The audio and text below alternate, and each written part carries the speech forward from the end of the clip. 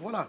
Merci, Monsieur le Président. Merci à vous, merci au CDR, merci au groupe PSE et merci à Laurent qui a été mon rapporteur de Housing Europe de m'avoir permis de m'épanouir dans un texte qui touche toute l'Europe et évidemment le logement. Je vais tout d'abord rassurer certains, l'objet de mon avis n'est pas d'inventer une compétence régulatrice de l'Union européenne dans un domaine où elle n'a pas de compétence, où la diversité des situations nationales et régionales est extrêmement importante. Oui, je suis en accord avec la nécessité de mettre en exergue le principe de subsidiarité. Pour autant, comme pour le débat sur l'agenda urbain, nous ne devons pas laisser le principe de subsidiarité être une excuse, pour ne pas dire une feuille de vigne, pour ne pas aborder un sujet brûlant au niveau européen uniquement parce que l'Union européenne n'a pas de compétences explicites dans ce domaine. Le CDR est bien placé pour reconnaître le niveau infranational et généralement responsable en matière de logement et doit bien évidemment le rester. Mais cela ne signifie pas que les politiques européennes, telles que dans le domaine des aides d'État, des fonds structurels, des politiques sociales et environnementales, n'aient pas d'impact sur les politiques locales du logement.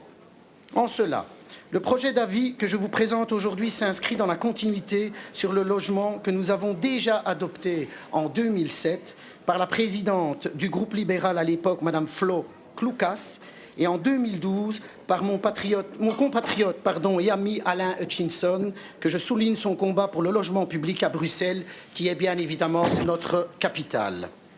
Nous devons donc faire comprendre au niveau de l'Union européenne que le logement ne devrait plus être seulement un objet de politique de l'Union européenne, mais devrait également devenir un vrai sujet et être soutenu par un programme politique positif proposant coordination et soutien.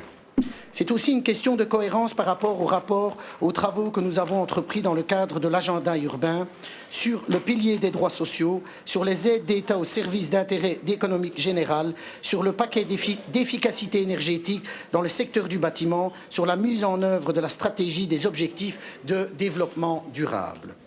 Outre cette mission en cohérence, le projet d'avis met l'accent sur la question sur le logement abordable. Eurofund avertit que les logements inadéquats coûtent, chers collègues, à notre économie 195 milliards d'euros par an. Dans le même temps, un Européen sur 10 dépense plus de 40% de son revenu sur les dépenses liées au logement. La question du logement abordable a donc une dimension européenne, tant en termes de volume macroéconomique qu'en termes de droit. Nous voulons nous assurer que les résultats du partenariat urbain sur le logement et en particulier les recommandations du plan d'action présenté en juin soient suivis des faits et contribuent à faire de l'agenda urbain un exercice significatif. L'élaboration de cet avis devrait aussi être l'occasion de discuter à l'échelle européenne de questions et d'expériences concrètes liées au logement telles que la politique visant la facilité de l'accès à la propriété, les méthodes pour améliorer la résilience économique des nouvelles constructions, le co-hébergement et le logement partagé, la meilleure pratique liée au logement d'urgence, l'interaction entre offre de logement et emploi. Je ne citerai qu'un chiffre. En France, selon l'aveu même du gouvernement actuel, 2 millions de personnes auraient refusé des opportunités professionnelles pour ne pas assurer le surcoût des dépenses liées au logement.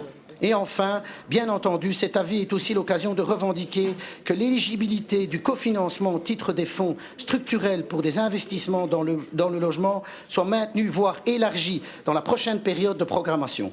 En ce sens, l'avis que nous adopterons aujourd'hui, j'espère, est aussi un point de départ d'un nouveau combat que nous mènerons en partenariat avec de nombreuses collectivités territoriales et organisations de la société civile actives dans ce domaine. Merci, Monsieur le Président.